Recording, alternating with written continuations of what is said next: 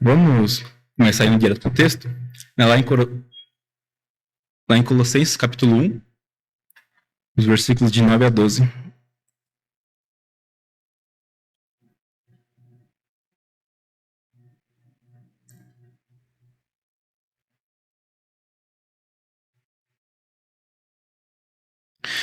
Colossenses 1, 9 a 12, diz assim: Por esta razão, nós também, desde o dia em que o ouvimos, não cessamos de orar por vós e de pedir que sejais cheios do conhecimento da sua vontade, em toda sabedoria e inteligência espiritual, para que possais andar dignamente diante do Senhor, agradando-lhe em tudo, frutificando toda boa obra, e crescendo no conhecimento de Deus, fortalecidos em todo poder segundo a força da sua glória, em toda paciência e longanimidade com gozo, dando graças ao Pai que nos fez idôneos para participar da herança dos santos na luz.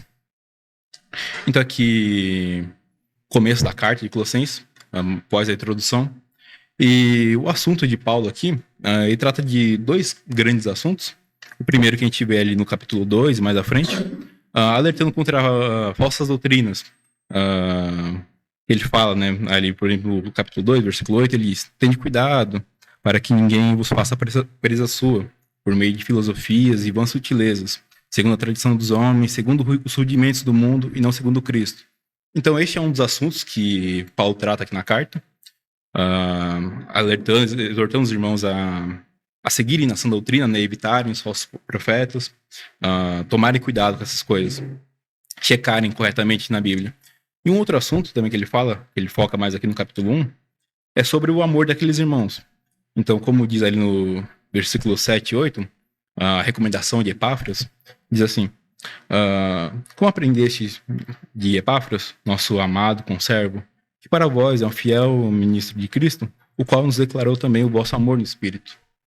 Então, Paulo fala desse amor que os colossenses tinham. Eles podiam não ter muito entendimento, afinal, Paulo os exorta quanto a tentar para isso, mas eles tinham esse amor no Espírito. E Paulo começa, então, aqui nesse trecho de 9 a 12, relembrando os irmãos sobre o fundamento da nossa fé, como devemos viver, e incentivando os irmãos a seguirem realmente, frutificarem nesse amor, buscarem amar mais a Deus. Já que eles têm esse amor no Espírito, Paulo então incentiva os irmãos a amarem mais a Deus, para que eles frutifiquem mais, para que eles entendam mais a vontade de Deus. Até que o versículo 9 diz, né? Por essa razão, nós também, desde o dia em que ouvimos, não cessamos de orar por vós e de pedir que sejais cheios do conhecimento da sua vontade, em toda a sabedoria e inteligência espiritual. E o foco aqui, nesse versículo, é a palavra espiritual. Porque não adianta muito nós lermos da Bíblia todo dia e não fazermos isso com o intuito de aprender espiritualmente. Se a gente pega um salvo e um ímpio, coloca os dois para lerem os mesmos livros da Bíblia, as mesmas passagens, ouvirem as mesmas pregações, lerem os mesmos comentários, eles vão ter o mesmo conhecimento intelectual do que está sendo dito. A mesma descrição que está sendo contada ali, eles vão saber. Os dois vão ter esse mesmo conhecimento. Porém, o salvo, ele vai ter o entendimento espiritual daquilo, do porquê que aquilo está sendo dito, de como essas passagens se relacionam com outras na Bíblia, o porquê que como essas coisas se relacionam dentro de si. Então, muitas cartas de Paulo, confundi, muitas cartas de Paulo são mais complicadinhas de entender. Então, um ímpio que lê, ele não vai entender o sentido espiritual da coisa ali. Mas um salvo ele entende.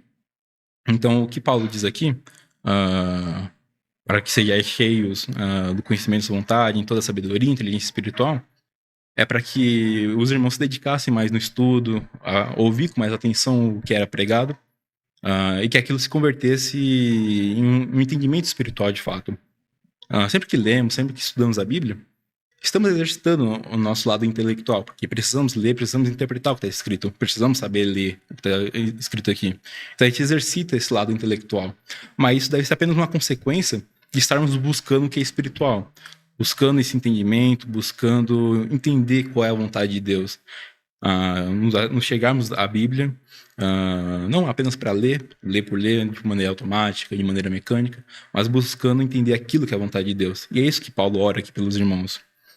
Ah, então, para que esse conhecimento da Bíblia não seja apenas um conhecimento para eles serem cultos, mas para que eles apliquem isso na vida deles. Sempre que forem tomar uma decisão, pensarem o que vai agradar a Deus aqui. O que é da vontade do Senhor que eu faço nessa minha situação de vida. Estou falando aqui de nós jovens, por exemplo. Eu estou faculdade, trabalho. Os irmãos mais novos que estão no ensino médio, depois vão ter que fazer vestibular, escolher faculdade. Os irmãos recém-casados, tem irmãos que estão para casar, irmãos que estão grávidos agora. Então é um momento muito conturbado na nossa vida. E temos diversas escolhas para fazer. Porém, temos que fazer a que mais agrada a Deus. A gente nunca vai ser capaz de fazer a melhor escolha, por mais que pensemos. Mas se fizermos a escolha que agrada a Deus, aquela é a melhor escolha que existe. Então, quando Paulo diz aqui, sejais cheios da sabedoria e inteligência espiritual, é que eles leiam, que eles estudem da Bíblia, não apenas por um conhecimento racional daquilo que está escrito, da letra, mas para que eles apliquem, que essa palavra os transforme, opere, seja viva neles. Então, é essa oração de Paulo aqui pelos irmãos, né? Não cessamos de orar por vós e pedir que sejais cheios do conhecimento dessa vontade. E é interessante, irmãos, que façamos dessa oração de Paulo a nossa oração também. Como, aproveitando que hoje é um culto de oração, já coloco esse pedido aqui então pelos irmãos. Estejamos orando uns pelos outros, por essa igreja, por nossas igrejas co-irmãs, aquelas igrejas que sabemos que são fiéis, que estejamos orando que todos nós cresçamos no conhecimento da vontade de Deus, em sabedoria espiritual, para que não tenhamos esse conhecimento apenas intelectual, mas nossas decisões sejam totalmente pautadas do que a palavra de Deus nos diz. Não adianta nada a gente ler a Bíblia, estudar a Bíblia, com a mentalidade de, preciso saber desse assunto para quando alguém vier me perguntar, eu poder falar. É importante que quando alguém vier nos perguntar de alguma coisa, a gente saiba falar sobre aquilo. Mas não devemos estudar com esse propósito. Devemos estudar a Bíblia com o propósito de aprender, com o propósito de entender qual é a vontade de Deus. Chegar realmente com humildade, buscando aprender, buscando ser quebrantados mesmo pela palavra do Senhor. Então, isso é um fundamento na nossa vida, porque precisamos conhecer a vontade de Deus. Como temos visto no estudo de Hebreus nos domingos, a nossa fé não é uma crendice sem base alguma. Acreditamos porque sim. Não, temos um fundamento, temos um firme fundamento que é a palavra de Deus. Então nós precisamos saber, conhecer esse nosso fundamento. Precisamos ter ele na ponta da língua, precisamos que o que está sendo dito aqui seja vivo em nós, transforme a nossa vida. Para que assim nossa fé cresça. Então o que Paulo diz aqui no versículo 9 é basicamente o fundamento da nossa fé, o fundamento da nossa vida, da nossa carreira cristã. É isso que Paulo diz aqui. Que cresçamos no conhecimento da vontade de Deus, que sejamos sábios espiritualmente. Não sábios conforme este mundo, mas sábios conforme a palavra de Deus. Para que nossas decisões, tudo na nossa vida, sempre seja pensando primeiro naquilo que agrada a Deus, naquilo que mais glorifica a Deus. Então, nesse versículo 9, Paulo fala disso. E seguindo para o versículo 10, então ele diz: para que possais andar dignamente diante do Senhor, agradando-lhe em tudo, frutificando toda boa obra e crescendo no conhecimento de Deus. Ele começa dizendo, para que possais andar dignamente diante do Senhor. E se a gente fizer aquilo que é dito no capítulo 9, darmos mais de Deus, buscarmos realmente conhecer a vontade do Senhor, nos aproximarmos, termos mais comunhão com Deus, isso é uma consequência natural. Andarmos dignamente diante do Senhor é uma consequência natural. E, por exemplo, como a gente vê lá em Gálatas 5, lá em Gálatas 5:17, fala sobre isso. Daqui, Gálatas 5:17 mesmo. Isso. Porque a carne cobiça contra o espírito, e o espírito cobiça contra a carne. E estes opõem-se um ao outro para que não façais as coisas que quereis. Então, temos em nós nós somos salvos, temos o novo homem em nós e ainda o velho homem. E esses dois lutam. Mas se estamos na carne, a gente está contra o espírito. E se estamos no espírito, estamos contra a carne. Não tem como estar no meio termo, estarmos nos dois ao mesmo tempo. Ou agradamos o espírito ou agradamos a carne. Então, se fazemos aquilo que é dito no versículo 9 de Colossenses, nos dedicamos a Deus, crescemos em comunhão, nós estamos totalmente direcionados caminhando com o espírito. e de costas para a carne. Então, quando Paulo diz no versículo 10, para andar dignamente diante do Senhor, isso é uma consequência natural de fazermos a vontade de Deus, de estudarmos mais de Deus, de conhecermos mais da vontade do Senhor. E claro, um conhecimento espiritual, não apenas um conhecimento intelectual do que está escrito, mas realmente um conhecimento que transforma a nossa vida. Então, para que possa andar dignamente diante do Senhor, é sobre isso que Paulo fala, agradando-lhe em tudo. Só podemos agradar ao Senhor se andamos em espírito. Não podemos agradar ao Senhor se fazemos a vontade da carne. Então, se fazemos tudo isso, se nos dedicamos ao estudo de Deus, buscamos fazer a vontade de Deus, a gente vai agradar o Senhor, vamos andar dignamente diante dele. E ele diz também, frutificando toda boa obra. E indo um pouco mais para o lado, aí estamos em Gálatas, vamos lá em Efésios 2. Efésios 2:10, que diz assim: porque somos feitura sua, criados em Cristo Jesus para as boas obras, as quais Deus preparou para que andássemos nelas. Então, se nós andamos dignamente diante do Senhor, se nós conhecemos a Deus, conhecemos a vontade de Deus, nós também vamos praticar as boas obras, porque Deus as preparou para que praticássemos. Toda essa passagem, esse trecho aqui de Efésios 2, ele é muito rico, porque ele descreve de fato a salvação, que ela é de fato pela fé, que não existe qualquer mérito nosso nela, que para influenciar positivamente ou negativamente na nossa salvação. Qualquer coisa que façamos não influencia Deus, mas Deus é quem salva pela sua graça. E existem as boas obras, mas elas não são para salvação ou para qualquer mérito nosso, mas elas são para que pratiquemos elas uma vez que somos salvos. Porque, de fato, só somos salvos pela graça. Não é isso que toda essa passagem descreve. Então, como diz lá em Colossenses 10, né, o versículo 10, para frutificar nas boas obras, é uma consequência natural também. Estamos no caminho de Deus, estamos fazendo a vontade do Senhor, nós vamos praticar essas boas obras porque Deus as preparou para que nós andemos nelas. Se realmente amamos a Deus, se realmente replicamos aquilo que nosso Deus faz, que é amar, se nosso Deus é um Deus de amor, então devemos amar, nós vamos praticar essas boas obras, pois Deus as preparou para que andássemos nelas. E o final do versículo 10, voltando lá para Colossenses, o final do versículo 10 diz assim, então, e crescendo no conhecimento de Deus. Então Paulo repete aquilo que já foi dito no versículo 9, sobre conhecer mais a Deus. E por que Paulo está dizendo isso aqui se ele já comentou no versículo 9? Ele está se repetindo? Não, pois isso não é um processo que aprendemos uma vez e paramos. Aprendemos uma vez e vivemos o resto da nossa vida praticando boas obras. Não, é um processo contínuo. Nós aprendemos, nós vivemos a nossa fé, nós aprendemos mais e vamos vivendo, colocando isso em prática, aprendemos mais e assim por diante. Conhecimento de Deus é sempre um processo contínuo, precisamos aprender mais e mais todo dia. A palavra de Deus é uma revelação limitada que Deus nos dá, mas para nós ela é infinita em conhecimento. Podemos ler todo dia e sempre vamos nos deparar com um entendimento que a gente não tinha visto antes. Podemos viver a vida inteira, ler a Bíblia desde a meninice até a velhice. Mesmo na velhice, a gente vamos aprender coisas novas com a Bíblia. Então, por isso, é um processo contínuo que nunca para. E isso é importante a gente ter em mente. Nunca se dá por contente, se dá por satisfeito nisso. Um exemplo disso, falando de mim mesmo, quando eu estive lá em Prudente, eu estava muito animado, lendo muito da Bíblia, estudando muito. Eu estava indo com o pastor Miguel para lá e para cá, tinha para um monte de igreja, eu conhecia mais igrejas, aprendia muito lá também. Só que chegou um momento que isso acabou me deixando meio soberbo. Eu sei muito agora.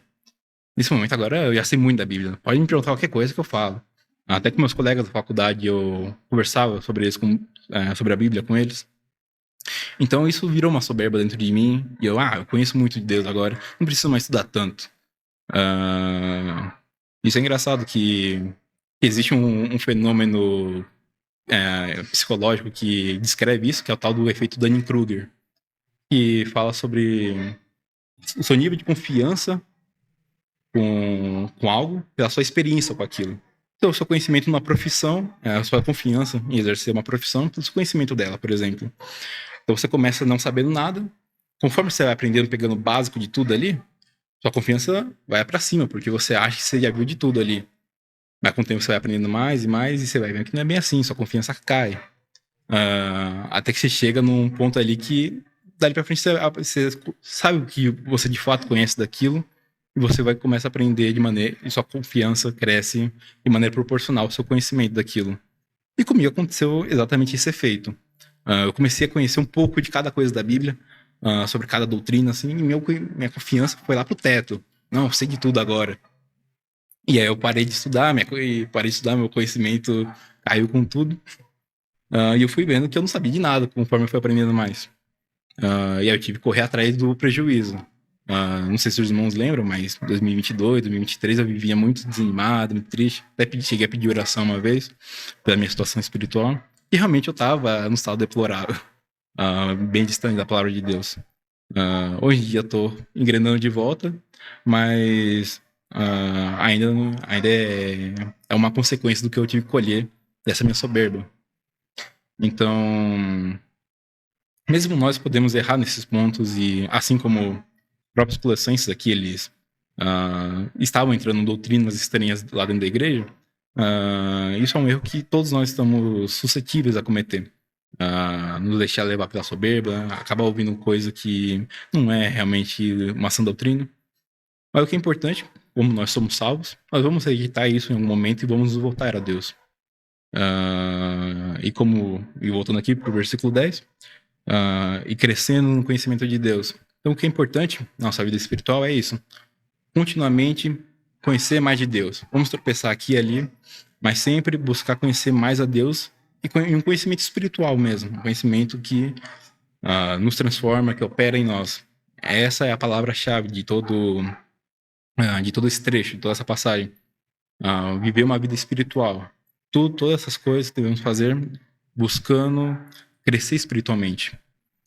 Então, aqui no versículo 10, ele fala sobre isso. Essas coisas são consequências de termos um bom fundamento. Também exortando a continuar sempre aprendendo mais de Deus. Nunca parar, nunca se dar por satisfeito, pois nunca é suficiente. Nosso conhecimento de Deus sempre vai ser muito raso.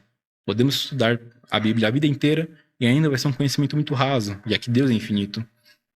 Então, não podemos nos dar por satisfeitos, pois de fato não sabemos nada sobre Deus. E aqui no versículo 11 ele diz: fortalecidos em todo poder, segundo a força da sua glória, em toda paciência e longanimidade com gozo. Então aqui mais uma consequência de viver uma vida segundo a vontade de Deus. Se nós agradamos a Deus em tudo, se andamos dignamente diante dele, se nós buscamos continuamente aprender mais do Senhor, nós vamos estar fortalecidos na palavra de Deus. Nenhuma tentação grande desse mundo pode nos abalar assim de vez. Vamos estar realmente fortalecidos na palavra do Senhor. E ele descreve, né, em toda paciência e longanimidade com gozo, que são os frutos do Espírito. E lá em Gálatas 5, que nós lemos, descreve sobre a temperança, a longanimidade, a paciência. Todas essas coisas são frutos do Espírito que nós começamos a gerar, começamos a produzir se vivemos uma vida junto com Deus, em comunhão com Deus. Uma vida verdadeiramente amando a Deus. E Paulo descreve sobre isso. Então, isso é algo que devemos buscar mesmo. Esse é um estado de grande comunhão com Deus. Quando começamos a produzir esses frutos, realmente estamos muito próximos de Deus e devemos buscar isso. Essa plenitude na nossa fé, essa confiança plena de que Deus está conosco, seja no que for, nos tempos fáceis, nos tempos difíceis, Deus vai estar conosco. Passamos a ter uma noção plena de que somos peregrinos nessa terra e que as coisas deste mundo não valem mais a pena. Nunca valeram, na verdade, mas o que vale é buscar as coisas que são de cima. Vemos isso escrito em diversas partes da Bíblia. Buscar as coisas que são de cima. Então a gente começa... Quanto mais a gente se volta para Deus, mais a gente fortalece essa noção, fortalece esse entendimento de que aqui este mundo nada vale. O que vale mesmo é construir para o que vem depois, construir para a vida eterna, juntamente com Deus. E então o versículo 10, o versículo 11, trata sobre essas coisas que são consequências de um fundamento firme na fé, de buscarmos espiritualmente conhecer mais a Deus, conhecer sua vontade, e se amamos a Deus, esse conhecimento espiritual vai se transformar em ação, né? A nossa fé, ela se demonstra por meio de ações, por meio de obras. As obras não nos salvam, mas a nossa salvação é demonstrada através de obras. Então, se nós verdadeiramente amamos a Deus, todas essas coisas vão ser consequência de um fundamento bem estruturado, de um fundamento firme. E o versículo 12, ele fala sobre aquilo que é consequência de tudo isso, a finalidade de tudo isso. Então, dando graças ao Pai que nos fez idôneos para participar da herança dos santos na luz.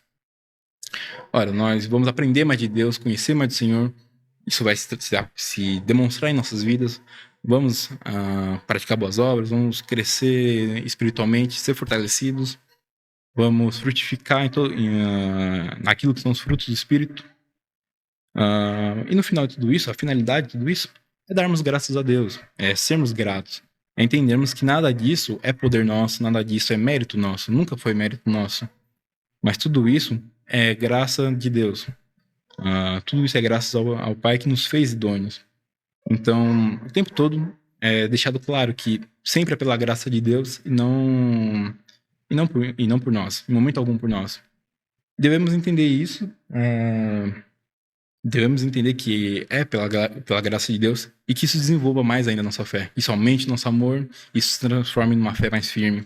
E sempre é um processo contínuo. Aprendemos mais de Deus, praticamos isso, entendemos e por isso somos mais gratos, conseguimos ser mais gratos porque entendemos mais a Deus.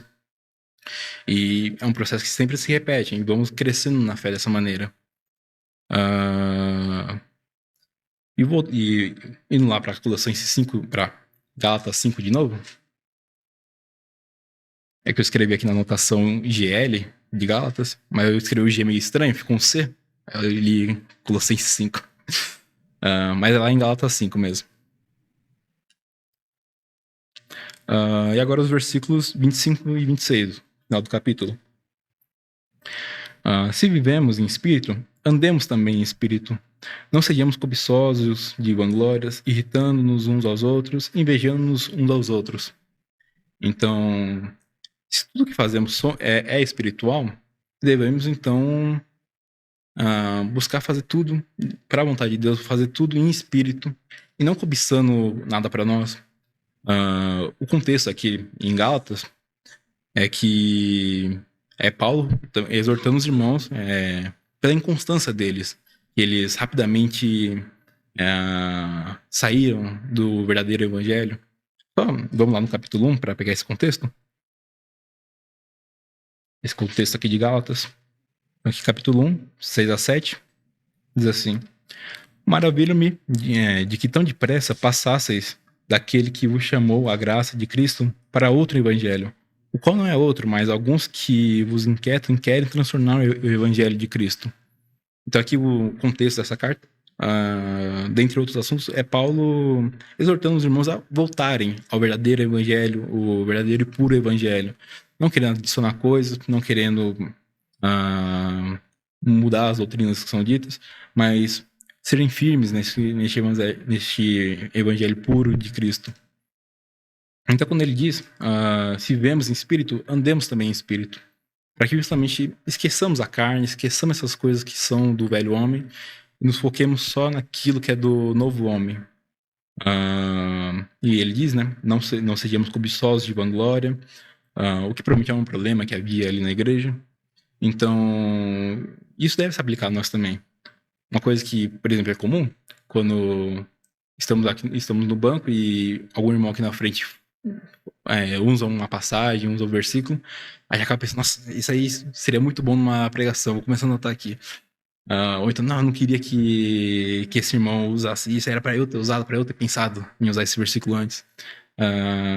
Mas isso não é o que devemos pensar, que devemos Pensamentos que devemos deixar na nossa mente, frutificar na nossa mente.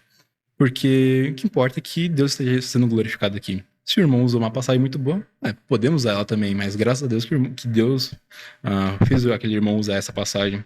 Pois, de fato, nos ensinou algo com aquilo. Então é isso. Se somos espirituais, devemos viver de acordo com o Espírito. Se somos servos do Deus de amor, devemos amar. Não buscando qualquer glória para nós, não buscando qualquer mérito, mas buscarmos sermos úteis na obra de Deus, fazer sempre a vontade de Deus, conhecendo mais a Deus para que façamos de fato sua vontade, e tudo sempre de maneira espiritual e mortificando o velho homem. Bem, essa era a mensagem de hoje, irmãos. Obrigado pela atenção.